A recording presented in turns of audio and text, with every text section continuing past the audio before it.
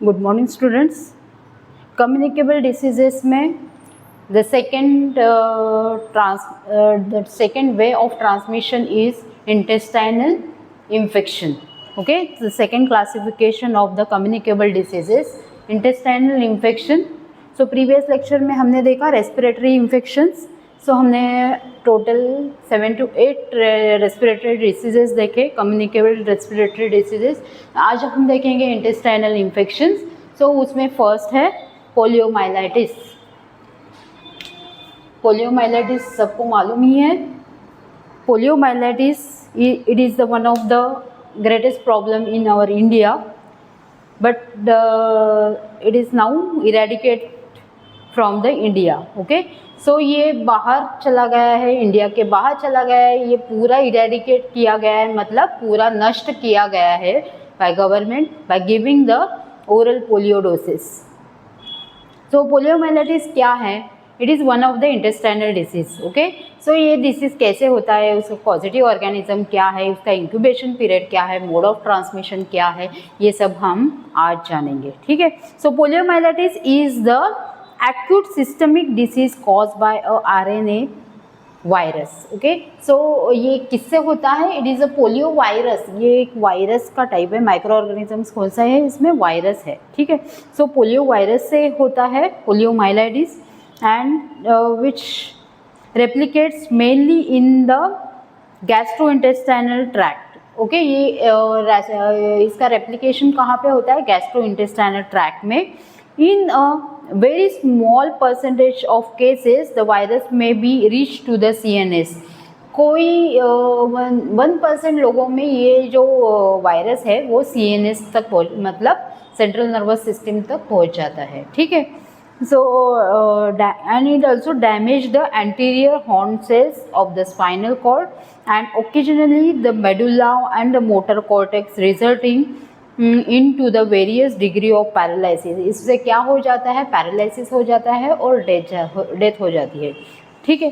सो जो ये poliomyelitis, polio का वायरस है, वो कहाँ पे जाता है? गैस्ट्रोइंटेस्टाइनल ट्रैक्ट से आ जाता है. ठीक है, अपने शरीर में.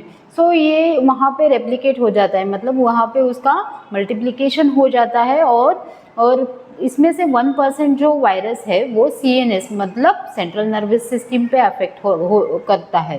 ओके, सो इसके वजह से वो पर्सन को पैरालिसिस हो सकता है या डेथ भी हो सकती है. ठीक है. तो agent is polio virus. Source of infection क्या है? किस वजह से ये इन्फेक्शन होगा? Faeces of infected person. जो इन्फेक्टेड पर्सन है उसने ओपनली कहाँ पे, शौचालय के बिना ओपनली कहाँ पे स्टूल पास किया, तो वो स्टूल वाटर से कॉन्टेमिनेट होके, सो जो वाटर है, कॉन्टेमिनेटेड वाटर, अपने जो पाइपलाइंस है वो भी गटर से आ जाती है. ओके, कभी कभी वो लीकेज हो जाती है, तो वो वाटर है अपना पीने का पानी तो कॉन्टेमिनेटेड हो जाता है ऐसे पर्सन से, फिसेस से. ठीक है. So faeces of the infected person. Then pharyngeal secretion, जो गले से वो सिक्रेशन जो बाहर आता है उससे भी इन्फेक्शन ट्रांसमिट हो सकता है. ठीक है. देन होस्ट क्या है? किस स्टेज में ये कौन से ह्यूमन बीइंग में हो सकता है? As group between 1 to 2 years. जो 1 to 2 ईयर्स के चिल्ड्रन हैं तो उनको ये हो सकता है. ठीक है. देन मोड ऑफ ट्रांसमिशन, कैसे ट्रांसमिट हो जाता है? Faeco oral route. Okay, faeco oral route. Then via a contaminated water, जो अपना वाटर है पीने का पानी वो कॉन्टेमिनेटेड हो जाता है. So faeco oral route via contaminated water and the droplet infection, this are the mode of transmission. Then incubation period क्या है? ये पोलियोमाइलाइटिस का incubation period is 7 to 21 days. ठीक है. इसका इंक्यूबेशन पीरियड कितना है? 7 to 21 days. Science and symptoms. 90% patients cases asymptomatic. इसमें जो 90% केसेस है वो असिम्टोमेटिक है, मतलब कुछ भी साइन सिम्टम्स नहीं दिखते. ठीक है. And the 1% have a fever, headache, diarrhoea, vomiting, इसके जैसे साइन सिम्टम्स दिख जाते हैं. ठीक है. And the prevention and control में क्या आ जाता है? प्रिवेंशन एंड कंट्रोल में फर्स्ट है इम्यूनाइजेशन. सो जब भी बच्चे जन्मते हैं तो उसको 0 पोलियो डोज दिया जाता है. ठीक है. During the birth. Okay, at the time of birth the 3 vaccines are given. Zero polio dose, hepatitis vaccine and BCG. Okay, ये 3 वैक्सीन लगाना बहुत ज़रूरी है। So immunisation is the first prevention and control में, ठीक है। Immunisation, the vaccines one of the effective means, ये क्या है, vaccine is most effective means है, ठीक है। Use to immunisation is 2 types. कौन से टाइप्स के इम्यूनाइजेशन यूज किए जाते हैं? इंटेक्शनल पीरियड। सो इंटेक्शनल polio vaccine is the soft vaccine, does not contain the live virus. So ये जो वैक्सीन्स है जिसमें लाइव वायरस नहीं है, वैसे vaccines, so it can be administered safely to patient with immune deficiency और रेडियोथेरेपी एंड कॉर्टिकोस्टेरॉइड्स। ओके, जो corticosteroids पे है, जिसका इम्यून सिस्टम कम है, सो ऐसे लोगों को ऐसे इम्यूनाइजेशन दिए जाते हैं। और ओरल पोलियो डोज, जो छोटे बच्चों को दिया जाता है, oral polio dose, that is by on birth, then after 6 weeks of the birth, 10 weeks, then 14 weeks of age, and then the booster dose. Okay, so immunization is the first prevention and control. Then isolate the person. Control कैसे कर सकते हैं? Prevention का देखा हमने, control कैसे कर सकते हैं? Isolation the patient. ओके, जो पेशेंट है उसको आइसोलेट करना है। Okay, then supply of a safe drinking water, उसको सेफ ड्रिंकिंग वाटर देना है। Proper disposal of urine and infectious matter. Okay, जो उसका फिकल मैटर है और उसका यूरिन है, प्रॉपर डिस्पोज करना है, ठीक है। Then improvement in a personal hygiene. Okay, उसके पर्सनल हाइजीन में इम्प्रूवमेंट लाना है। Okay, these are the prevention and control. Okay, so prevention and control में क्या आता है? First immunisation. इम्यूनाइजेशन भी 2 टाइप में है। जो पेशेंट को हुआ है वैसे पेशेंट को इम्यूनाइज करना, मतलब इम्यूनोग्लोबुलिन्स देना। देन ओरल पोलियो डोज, जो कि प्रिवेंशन में जो बाय बर्थ दिए जाते हैं सब polio vaccines, then booster dose. Okay, ये सब देना। Then isolation and the disinfect the proper disinfect the what that mean, disinfect the clothes and utensils that used by the patient person, okay, infected person, and then the proper disposal of urinary waste and the fecal waste, ठीक है। और जो patient की hygiene है उसमें improvement लाना, ये आता है सब प्रिवेंशन एंड कंट्रोल में। देन ट्रीटमेंट क्या है ये पोलियोमाइलाइटिस के लिए? Treatment, there is no specific treatment. Okay, so जो पोलियोमाइलाइटिस है इसके लिए नो स्पेसिफिक ट्रीटमेंट, इसके लिए कुछ स्पेसिफिक ट्रीटमेंट नहीं है। ओके, सो ये इसके लिए जो प्रिवेंशन एंड कंट्रोल में जो मेजर्स दिए हैं वही है। If the paralysis does not occur, the chief treatment is rest, drug are given to relieve the pain and ensure the rest. Okay, drugs are given to relieve the pain, जो pen है वो relieve करने के लिए proper drug दिए जाते हैं, and sleep के लिए टू इंश्योर द स्लीप और ड्रग्स दिए जाते हैं। Then after the muscle pain has diminish, all the important joints of the body should be passively move. Okay, so इनको एक्टिव एंड पैसिव एक्सरसाइज सिखाया जाता है, ठीक है, प्रॉपरली जॉइंट्स मूव करने के लिए, क्योंकि इसमें ज़्यादा से ज़्यादा मसल्स क्रैम्प हो जाते हैं, ठीक है। So this is all about the poliomyelitis. So poliomyelitis में आपको याद रखना है ये किससे हो जाता है, ये this is the intestinal infection. Okay, so it is because of the intestinal infection. तो इसका पॉजिटिव ऑर्गेनिज्म क्या है? Polio virus. Source of infection क्या है? फीसेस ऑफ इन्फेक्टेड पर्सन, मतलब जो इन्फेक्टेड पर्सन ने स्टूल पास किया है वो is the source of infection. Then pharyngeal secretion, जो घसे से बाहर निकलता है सिक्रेशन, उसको बोलते हैं pharyngeal secretion. Then host is age group between 1 to 2 years। Mode of transmission, faecal oral route via a contaminated water। Then droplet infection. Okay, so these are the mode of transmission. Incubation period is 7 to 21 days. Signs and symptoms, 90% cases asymptomatic रहते हैं। सो जो बाकी के 10% है तो उनमें हम लोगों को फीवर, हेडेक, वॉमिटिंग, डायरिया ये जैसे सिम्टम्स दिखाई देते हैं। ठीक है। देन प्रिवेंशन एंड कंट्रोल में क्या आता है? इम्यूनाइजेशन आता है। Immunisation is the best way to prevent the disease. Okay, so immunisation दे सकते हैं। कंट्रोल में क्या आता है? कंट्रोल में जो वो इन्फेक्टेड पर्सन है उसको आइसोलेट करना है, उन्होंने जो चीज़ें यूज़ की है उसको प्रॉपरली डिसइंफेक्ट करना है, उनका urine and stool properly dispose करना है, उनको हाइजीनिक लेवल उनकी इम्प्रूव करनी है। ठीक है। सो ये सब आता है। ट्रीटमेंट, नो स्पेसिफिक ट्रीटमेंट है इसमें, और पेन एंड स्लीप के लिए इसमें ड्रग्स दिए जाते हैं। ठीक है। And active and passive exercise सिखाए जाते हैं। ठीक है। So this are include in the treatment. Next disease is enteric fever, that is the typhoid fever. Okay, so next disease is enteric fever. So second disease is enteric fever. This is also intestinal infection. Okay, this is caused also by intestinal infection. The enteric fever मतलब typhoid fever. ठीक है। So positive organism of the typhoid fever is salmonella typhi. Okay, so इसका positive organism क्या है? Salmonella typhi. आज हम देख रहे हैं एंटेरिक फीवर। सो उसका पॉजिटिव ऑर्गेनिज्म क्या है? Salmonella typhi.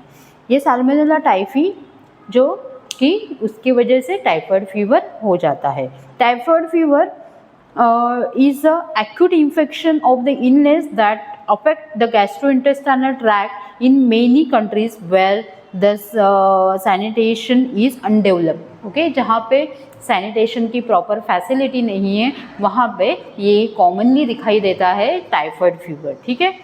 So clinically the paratyphoid fever shows no remarkable difference from the typhoid fever. The terms एंट्रिक fever include both the typhoides. Okay, so एंट्रिक fever में दोनों भी टाइफॉइड आते हैं, उसमें पैराटाइफॉइड भी है और टाइफॉइड फीवर भी है। ठीक है। सो द एजेंट इज, इसमें होस्ट कौन रहता है? All the age groups. Okay, सब एज ग्रुप को ये अफेक्ट कर सकता है। Mostly the commonly between 5 to 19 years के। Okay, commonly between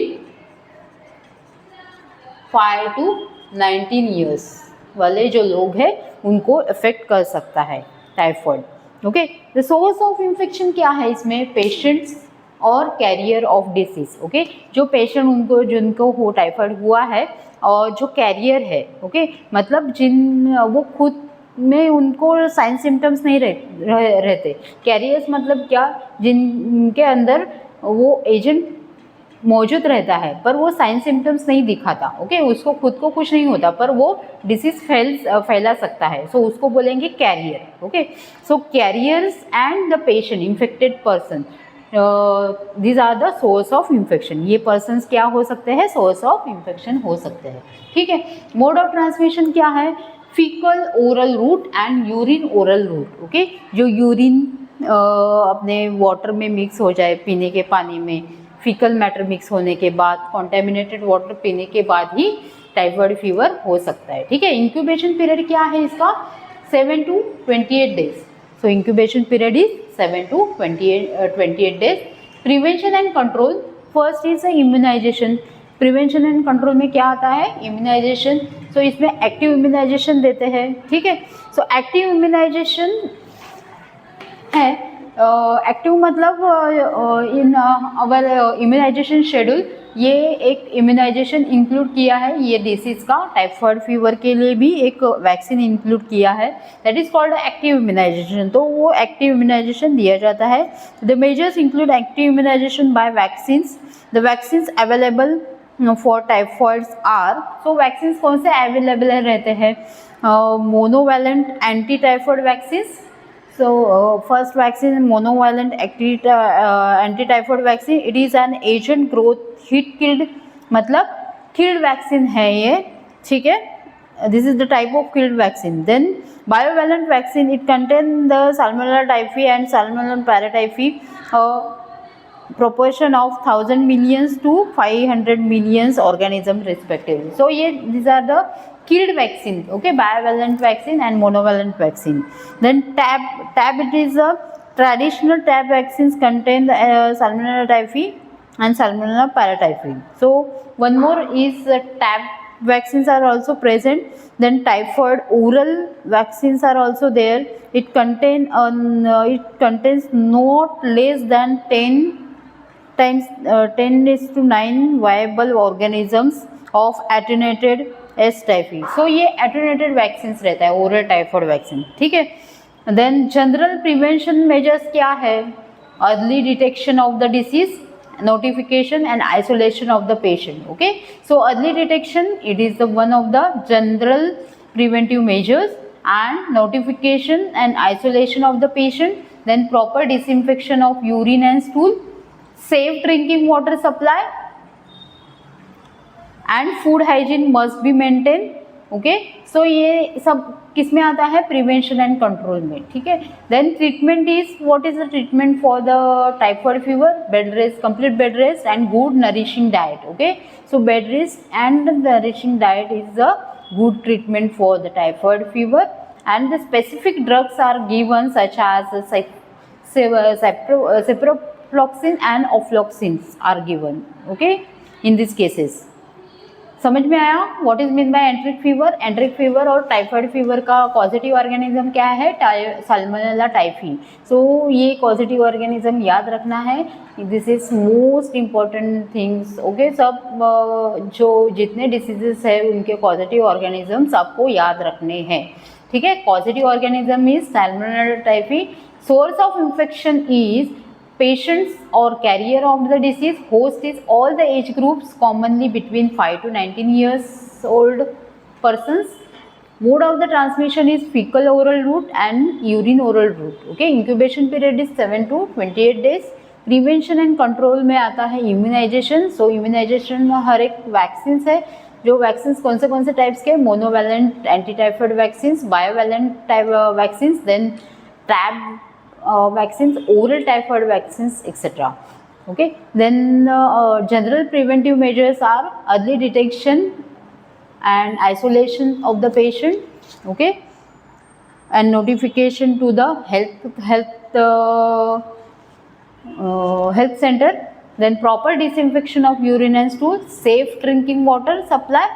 Treatment contain a complete bed rest and good nourishing diet. Specific drugs such as specific drugs are given such as ciprofloxacin, ofloxacin,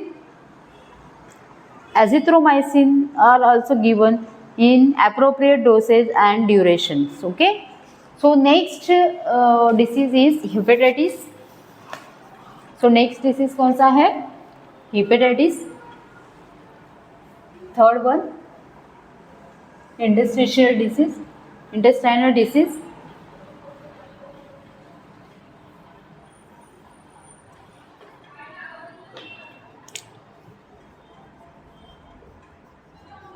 hepatitis. Okay, so अभी हम जानेंगे hepatitis के बारे में. Hepatitis क्या है, कैसे होता है, पॉजिटिव ऑर्गेनिज्म क्या है. So next disease is hepatitis. So hepatitis में अलग अलग टाइप्स है, जो कि hepatitis A, hepatitis B, hepatitis C, hepatitis D and hepatitis E. ऐसे अलग अलग टाइप्स है. Hepatitis is the symptomatic infections of the liver cells with different viruses. Okay, इनके अलग अलग वायरसेस है, जैसे कि हेपेटाइटिस ए का हेपेटाइटिस ए वायरस है. Hepatitis B is caused by a hepatitis B virus. Hepatitis C is caused by hepatitis C virus. Then hepatitis D is caused by hepatitis D virus. Hepatitis E is caused by hepatitis E virus. Okay, so this is the disease of liver. Okay, so ये liver का disease है. Hepatitis means a jaundice occurs due to a necrosis of liver cells. जो liver cells है वो dead होने के बाद ये डिसीज कॉज हो जाता है, जिसको बोलते हैं जॉन्डिस. जॉन्डिस मतलब पीलिया. ओके, सो ये जॉन्डिस हो जाता है because of the death of the liver cells और the necrosis of the liver cells. Okay. So इसमें बाइल जूस ज़्यादा प्रोड्यूस हो जाता है, ठीक है। एंड इसके पॉजिटिव ऑर्गेनिजम्स जो है हेपेटाइटिस ए के, हेपेटाइटिस ए वायरस है, ओके। सो ये childrens below 18 years of age, so इसके होस्ट कौन रहेंगे? Childrens below 18 years of age. So hepatitis A virus क्या है? Hepatitis A virus is the infected more common in children, okay. So hepatitis A के common mostly common in children's, age group is 18 years and it is transmitted through the fecal-oral route, okay. So ये किससे transmit होता है? जो hepatitis A है, route is mode of transmission fecal-oral route, okay. So this is the mode of transmission of hepatitis A virus, ठीक है। So hepatitis A virus का mode of transmission is fecal-oral route. It is transmitted through a fecal-oral route via contaminated food, water, etc. Okay, so contaminated food और water लेने की वजह से ये hepatitis A हम लोगों को हो सकता है। It is spread increasing in by a poor personal hygiene, okay. So जो crowded area है, जहाँ पे हाइजीन प्रॉपरली नहीं मेंटेन होती, ऐसे जगह पे ये ज़्यादातर फैलता है, ठीक है। An attack of hepatitis A virus generally provides the protection against the second attack. So first attack होने के बाद ये क्या हो जाता है? हमारे शरीर में इम्यूनिटी तैयार हो जाती है, सो सेकेंड टाइम फिर से नहीं हो सकता हेपेटाइटिस से, ठीक है। Incubation period is 10 to 50 days, okay. इसका इंक्यूबेशन पीरियड क्या है? Incubation period is 10 to 50 days. Host 15 years old, 18 years old children and the incubation period is कितना है? Incubation period 10 to 50 days, okay. So इतना अपना ये हेपेटाइटिस ए का incubation period है। देन देखेंगे hepatitis B. So it is caused by hepatitis B virus. ये किससे होता है? हेपेटाइटिस बी वायरस से। Causative agent is hepatitis B virus and it is characteristic by a tendency to a long incubation period. इसका incubation period कितना है? 50 to 180 days. इसका incubation period is 50 to 180 days. All age group में दिखता है। So host is all age group. Incubation period is 50 to 180 days. Long incubation period है इसका। And the chronic liver disease including cancer of liver, जैसे कि chronic liver disease किसको हुआ है? जैसे कि कैंसर ऑफ लीवर, सो उसमें ही हेपेटाइटिस बी हो सकता है, ठीक है। The disease is endemic through out the world, highly mortality and morbidity rate, इसमें मृत्यु दर बहुत ज़्यादा है, ठीक है। सो केसेस और carriers of source of infection, जो सोर्स ऑफ इन्फेक्शन क्या है? जो हेपेटाइटिस बी के पर्सनस है, पेशेंट्स है और जो कैरियर्स है हो, ओके। तो ये ब्लड और ब्लड प्रोडक्ट से ट्रांसफर होता है, ठीक है। Mode of transmission is blood and blood product. Mode of transmission is blood and blood product, जैसे कि platelet, fresh frozen plasma etcetera, ठीक है। सो ब्लड से ये ट्रांसमिट हो सकता है। Transmission of HPV is through a parental route, ये पैरेंटल रूट से ट्रांसमिट हो सकता है, जैसे कि आपने वो HBsAg पॉजिटिव पेशेंट का नीडल और कौन सा भी दूसरे पेशेंट को यूज़ किया जो हेल्दी पर्सन है, तो ये ऐसे ट्रांसमिट हो सकता है हेपेटाइटिस बी वायरस, ठीक है। High risk group, compromise the dentist, so कहाँ पे ये हो सकता है ट्रांसमिशन? डेंटिस्ट के पास, नर्सेस के वजह से, ब्लड बैंक में, okay, and other hospitals and laboratory workers के थ्रू ये ट्रांसमिट हो सकता है, ठीक है। Hepatitis C virus, next is hepatitis C virus. Positive organism is hepatitis C virus. It is a common case of parental transmission hepatitis, ये भी है हेपेटाइटिस बी जैसे पैरेंटल ट्रांसमिशन है। The patient with the hepatocellular carcinoma जिसको cancer हुआ है, liver का cancer, सो इसमें ये ज़्यादातर दिखाई देता है hepatitis C. Okay, so 42% of the patients had mark of HCV infection. A high prevalence has also been detected in the patients with the chronic liver disease. जिनको chronic liver disease है, so उसमें ये hepatitis B and hepatitis C दिखाई देता है। ठीक है, high risk of population include a haemodialysis patient, जो हीमोडायलिसिस पे है, जिनकी किडनीज फेलियर हो गया है, सो वो पेशेंट डायलिसिस पे जाते हैं। सो हीमोडायलिसिस के टाइम ये ट्रांसमिशन हो सकता है, ये इन्फेक्शन हो सकता है। ठीक है, and incubation period is 40 to 180 days, 120 days, sorry, incubation period is 50 to 120 days. Mode of transmission is blood and blood product. Okay, so mode of transmission क्या हो सकता है? blood and blood product. Next is hepatitis D. Hepatitis D causative organism is hepatitis D. Okay, so इसका causative organism क्या है? hepatitis D, and this is not commonly found in India.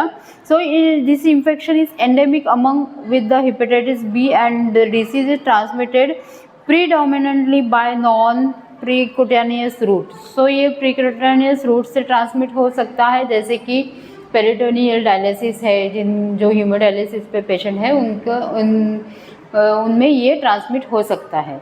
Okay, then hepatitis E, hepatitis is caused by a hepatitis E virus common in 15 years of age persons, children's. Okay, so this incubation period is 2 to 9 weeks. इसका incubation period कितना है? 2 to 9 weeks incubation period, and it is self-limiting acute hepatitis lasting for a period of several weeks, which is followed by a recovery. Okay, so इसमें sign symptoms क्या दिखाई देते हैं? Anorexia, nausea, vomiting, fatigue. This is pre jaundice, मतलब जो होने से पहले, ये पूरे साइन सिम्टम्स बाहर दिखने से पहले ये स्टार्ट होता है। एनोरेक्सिया मतलब भूख न लगना, नोशिया, वॉमिटिंग, फटीग, थकावट लगना, okay, headache and cough, low grade fever रहता है इसमें, एंड आफ्टर द स्टेज मतलब जब ये सीवियर स्टेज आ जाती है तभी येलोइश डिस्कलरेशन होता है। कैसे? स्किन पे हो सकता है, आईज में हो सकता है येलोइश डिस्कलरेशन, नेल्स पे हो सकता है, ठीक है, और डार्क येलो यूरिन पास हो जाती है, ये लेटर स्टेज में हो सकता है। ठीक है, देन प्रिवेंशन क्या है? Prevention and treatment. As the treatment of the viral hepatitis symptomatic, hence main stress is to be given on the prevention. So symptomatic treatment है, सो फर्स्ट कहाँ पे ध्यान देना चाहिए? प्रिवेंशन पे ध्यान देना चाहिए, जैसे कि physical isolation is rarely necessary. So इसमें आइसोलेशन ज़्यादातर नहीं नेसेसरी रहता है, but in hepatitis B, D and C, so इसमें क्या है? Gloves should be use for this person. Okay, whenever you are collecting the bloods and urine and stool, you should wear the gloves for hepatitis B, C and D patients. Okay, the gloves should be used when the bed pans or the fecal material of the patients with HIV infections are handle. Okay, so hepatitis के जब भी infected person के material आप handle कर रहे हो तो क्या करना है? आपको ग्लव्स वेयर करना है. सो इसमें प्रिवेंटिंग मेजर्स है, immunization against all the types of hepatitis. Okay, सबके लिए इम्यूनाइजेशन है, अलग अलग वैक्सीन है. Okay, treatment is management is mainly supportive at keeping the patients comfortable and maintaining the adequate nutritional and electrolyte balance. So इसमें diet देखना है patient का, इलेक्ट्रोलाइट बैलेंस रखना है, मतलब लॉट्स ऑफ फ्लूइड देना है पेशेंट को. Okay, intravenous feeding is necessary in acute cases. Okay, जब भी एक्यूट केसेस रहेंगे तो intravenous feeding is necessary. Okay, Then next is the diarrhea. So diarrhea is the fourth infection is diarrhea.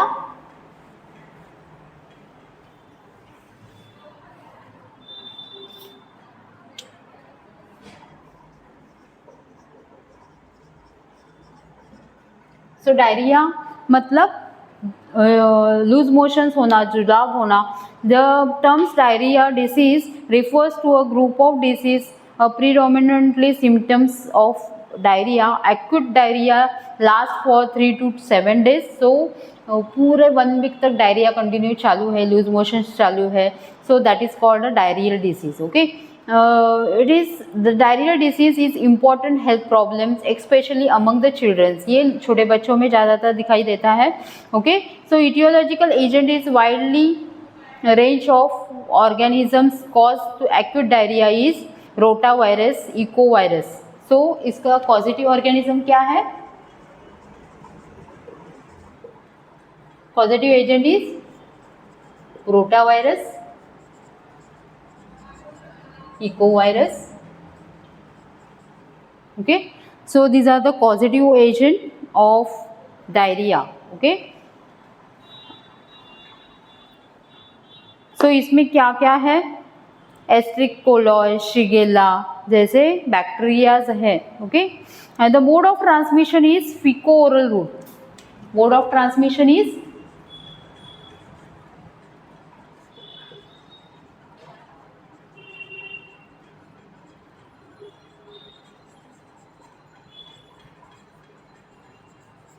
fecal oral route. Okay, so it controls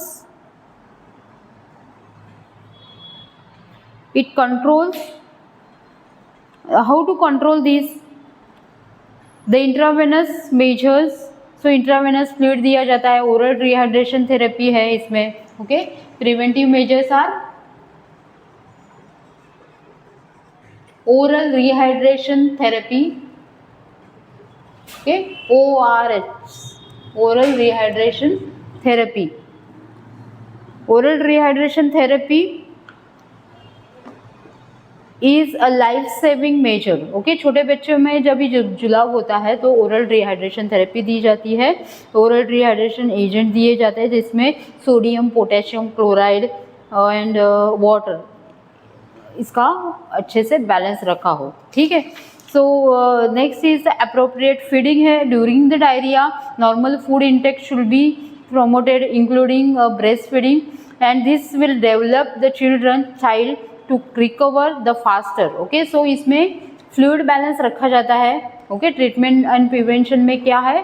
proper fluid balance. Okay, so electrolyte balance रखना है bye giving the oral rehydration therapy. and other strategies are the other strategies will help to prevent to reduce the diarrhea include improvement of water supply, then better personal and domestic hygiene, breastfeeding, proper weaning practices, use of sanitary latrines, measles immunization, vitamin A supplementation, fly control measures and provision of better maternal and child care. okay, so these are included in the preventive measures. इसमें क्या क्या है? Better personal hygiene, जो hygiene है वो अच्छी रखनी है. डोमेस्टिक हाइजीन जैसे कि hand washing practices. Okay, breast feeding इसमें अच्छा करना है, मतलब जो mother and child health care programme में इंक्लूड है उसमें मदर को सिखाना है कैसे आपको हाइजीन रखनी है, ब्रेस्ट फीडिंग कैसे करना है, नरिशमेंट कैसे देना है बच्चे को. Then use of sanitary latrines, जो सैनिटरी लैट्रिन्स है उसका यूज़ करना है. मीजल्स वैक्सीन इम्यूनाइजेशन देना है, विटामिन ए सप्लीमेंट्री देना है इसमें. सो ये सब किस में आता है? अदर स्ट्रेटजीज में. ठीक है, हेल्थ एजुकेशन देना है by health workers. They are giving the health education to mother and child and community members. All the community में जाके आपको हेल्थ एजुकेशन प्रोवाइड करना है. गुड वाटर सप्लाई देना है. ठीक है, next is the worm infestation. Worm infestation is another problem.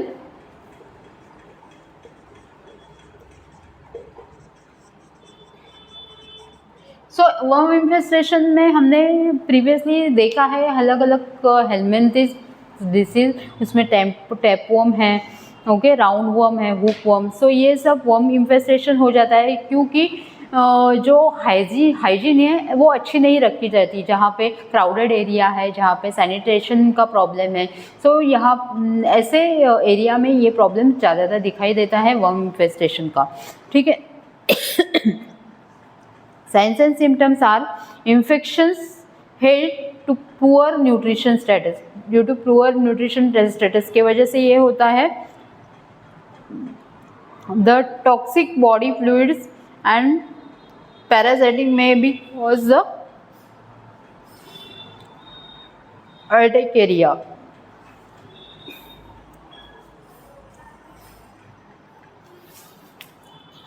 So worm infestation mostly seen in small children,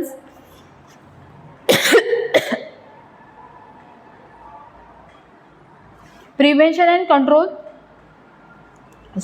age group is highest incidence in preschooler children, जो बाहर इन outdoor game खेलते हैं ऐसे children's, preschooler children's में ये दिखाई देता है, okay. Then mode of transmission is ingestion of infective eggs through a contaminated food or the drinks.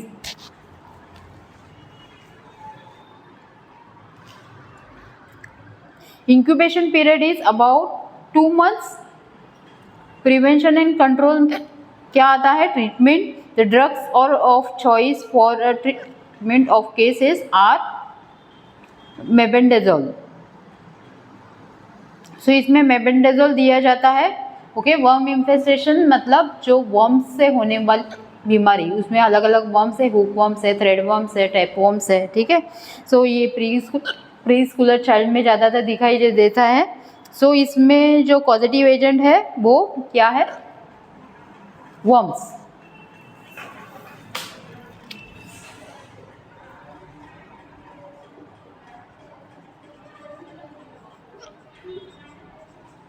Okay, so host is preschooler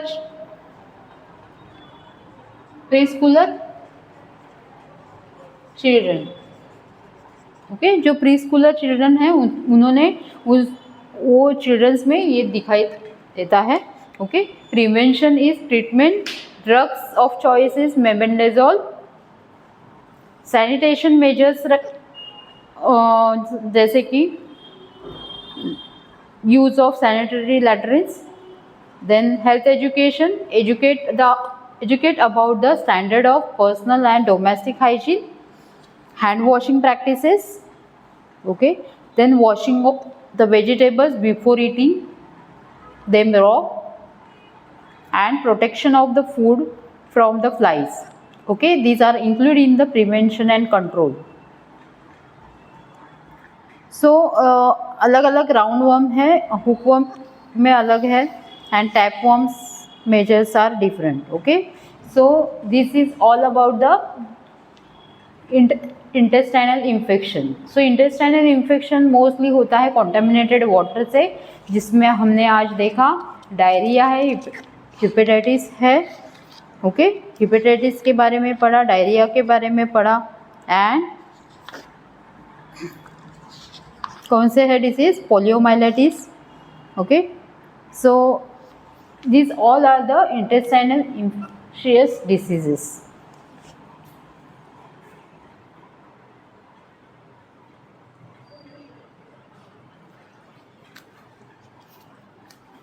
आपके बुक में अलग अलग दिया गया है वर्म इन्फेस्टेशन का।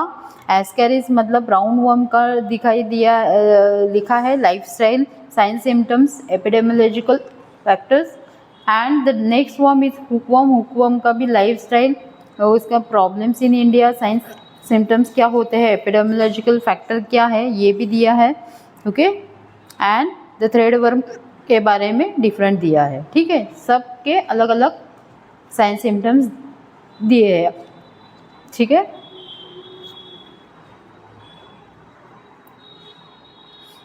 सो आज का ये लेक्चर हम यहाँ पे ही फिनिश करते हैं।